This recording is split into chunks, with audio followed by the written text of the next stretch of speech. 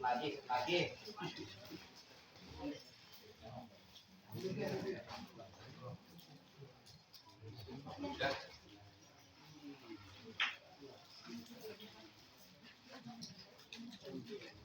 ada ayo nih Bu.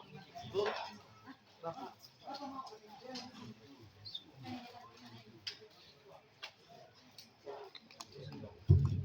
Bismillahirrahmanirrahim.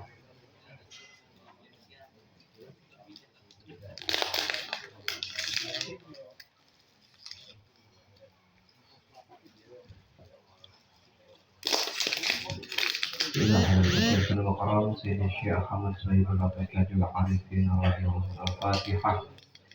A'udzu billahi minasyaitonir rajim. Bismillahirrahmanirrahim. Alhamdulillahi rabbil alamin arrahmanir rahim maliki yaumiddin. Iyyaka na'budu wa iyyaka nasta'in ihdinas siratal mustaqim. Siratal ladzina an'amta 'alaihim ghairil maghdubi 'alaihim waladdallin. Assalamualaikum warahmatullahi wabarakatuh. Alhamdulillahilladzi hadana li hadza wa ma kunna linahtadiya laula hadanallah. Asyhadu an la ilaha illallah wahdahu la syarika lah wa asyhadu anna Muhammadan abduhu wa rasuluh. La nabiyya ba'dah, amma ba'du. Faqad qala Allah Ta'ala fil Qur'anil Karim wa huwa asdaqul qailin tabarukan bi dzikrihi wa ta'abudan bi tilawatihi. A'udzu billahi minasyaitonir rajim. Bismillahirrahmanirrahim. Fazkuruni azkurkum washkuruli wala takfurun. Al-ayah wa qala an-nabiy sallallahu alaihi wasallam kun ma'allah fa illam takun ma'allah fakun ma'aman kana ma'allah fa innahu yusiluka ilallah. Wa qala aidun jaddidu imanakum bi kasrati qawli la ilaha illallah. Qala aidun abdul maqtu wa ana wa nabiyyuna min qabli la ilaha illallah. Al-hadis rabbi shrah li sadri wa yassir li amri wa hlul 'uqdatam min lisani yafqahu qawli. Ilahi anta maqsudi wa ridhoka matubi'atini mahabbatika wa ma'rifatah.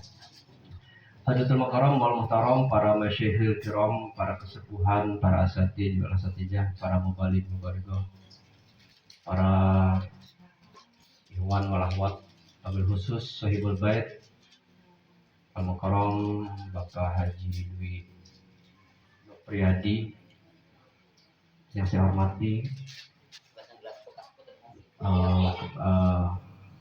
beserta keluarganya yang saya hormati dan mudah-mudahan Allah muliakan.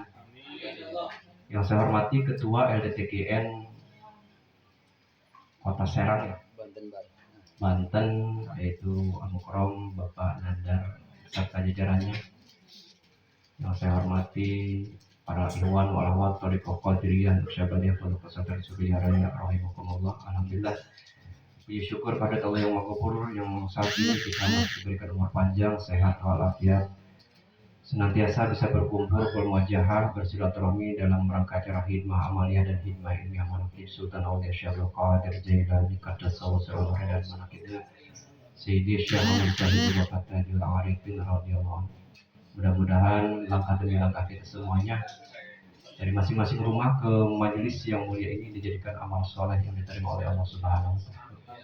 Salawat dan salam semoga terlimpah ruah kepada baginda alam Habibana Syafi'ina wa Maulana Muhammad sallallahu alaihi wasallam, juga kepada keluarganya, kepada sahabatnya, termasuk kepada kita sebagai umatnya. Mudah-mudahan kita semuanya mendapatkan syafaat uzma di yaumil qiyamah.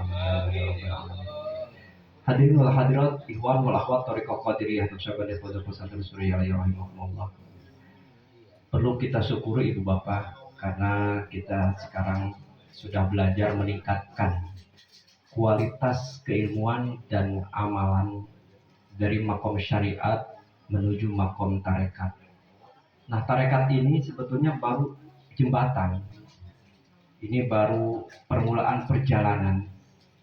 Puncaknya nanti kita akan mencapai kepada hakikat, ya, sampailah kepada ma'rifat kepada Allah Subhanahu wa Ta'ala. Jadi intinya itu Ibu Bapak, kita ini belajar tarekoh agar kita mengenal kepada Allah Subhanahu wa Ta'ala.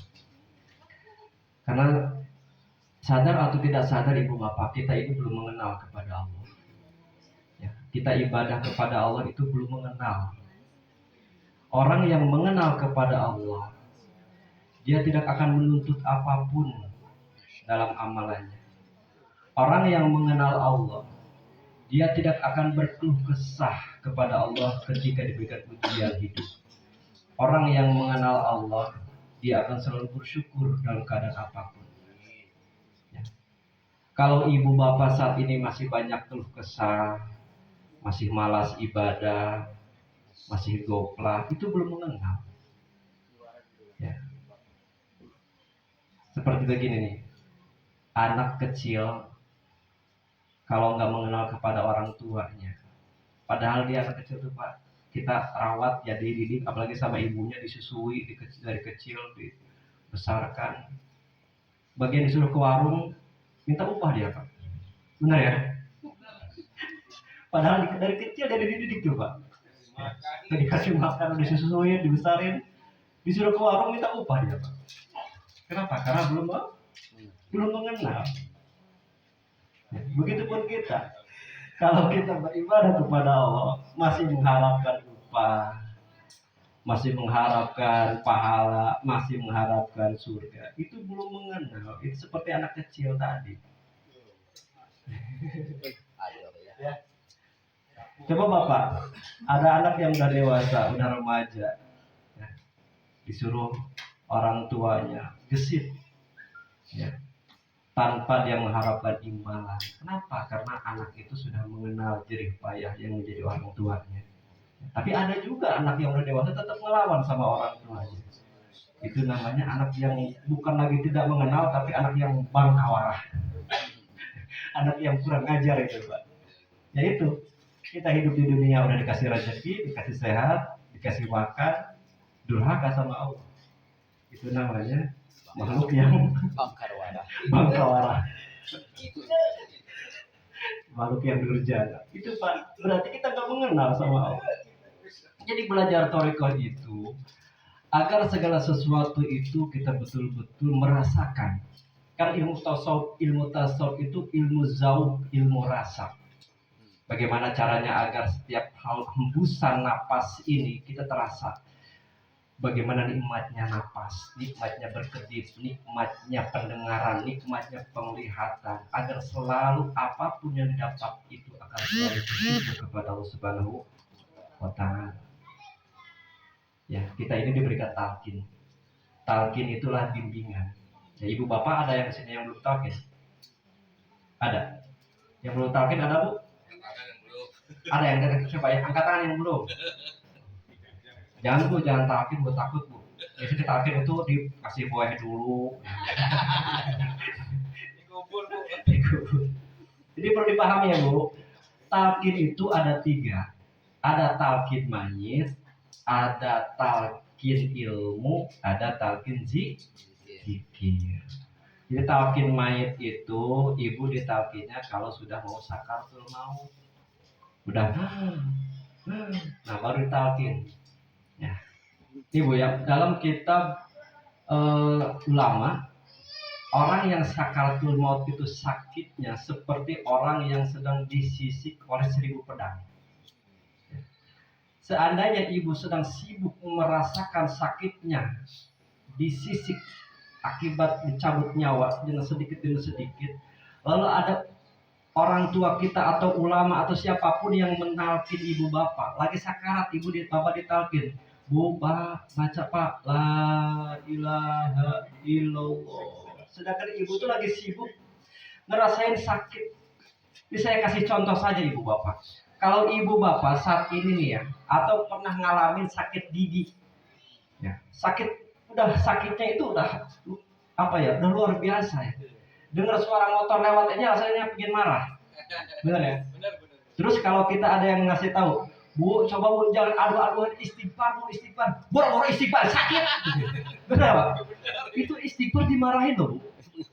Orang yang sedang sibuk dalam keadaan sakit gigi, apalagi dalam sakaratul maut.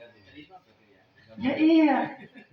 Orang yang lagi sakit gigi aja disuruh istighfar dia marah, apalagi orang yang lagi sakaratul maut disuruh la ilaha illallah.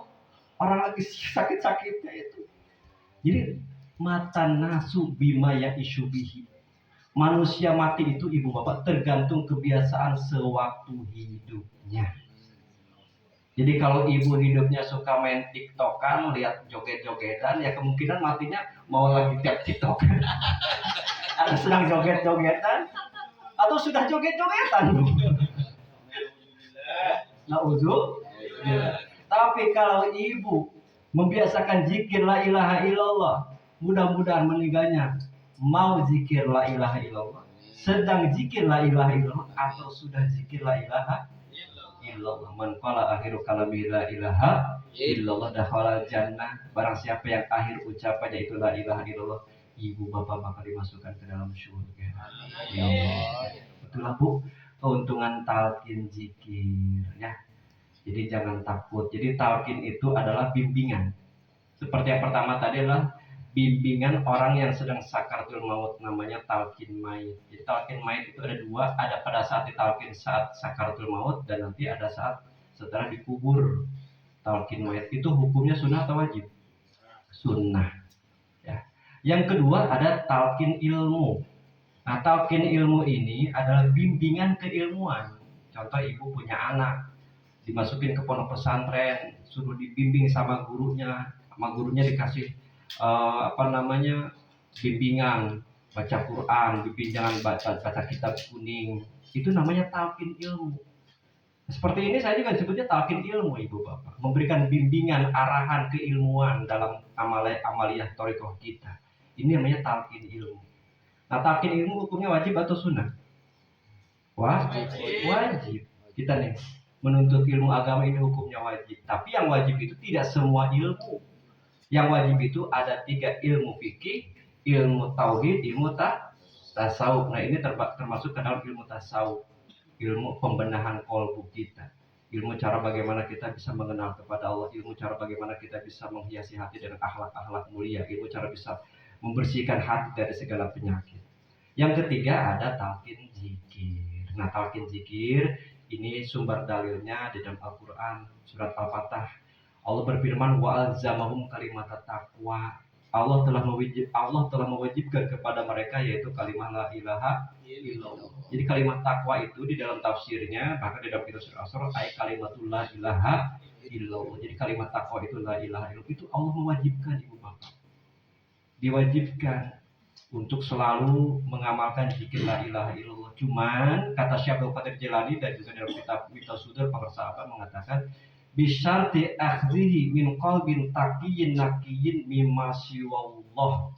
Jadi syaratnya itu kalimat la ilaha illallah harus diambil dari seorang guru yang takwa, yang kosong hatinya dari segala sesuatu selain Allah. Jadi ini guru sudah tidak cinta dunia, ini guru sudah tidak cinta jabatan, ini guru sudah tidak cinta kedudukan.